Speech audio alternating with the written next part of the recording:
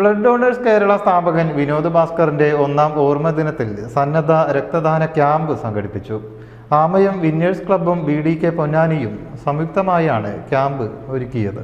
കനക golden diamonds, Ezhur road, Tirur. Kanaka golden diamonds, Puthanathani. Winners club പരിസരത്ത് വെച്ച് നടന്ന രക്തദാന ക്യാമ്പിൽ 70 പേർ പങ്കെടുത്തു. 20 പുതു രക്തദാതാക്കളും 3 വനിതകളും ഉൾപ്പെടെ 47 പേര് രക്തം ദാനം ചെയ്തു.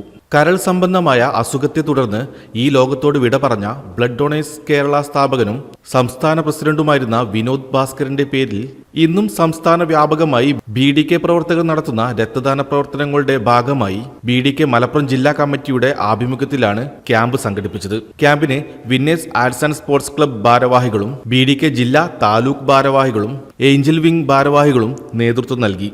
ക്യാമ്പിൽ രക്തദാനം നിർവഹിച്ച സുമനസ്സുകൾക്ക് BDK ഭാരവാഹികൾ അഭിനന്ദനങ്ങൾ അറിയിക്കുകയും ക്യാമ്പിന്റെ മികച്ച സംഘാടനത്തിന് വിന്നേഴ്സ് ക്ലബിന് BDK പൊന്നാനി താലൂക്ക് കമ്മിറ്റിയും പെരിന്തൽമണ്ണ ഗവൺമെന്റ് ബ്ലഡ് സെന്ററും ഉപഹാരം നൽകി ആദരിച്ചു. News desk media vision.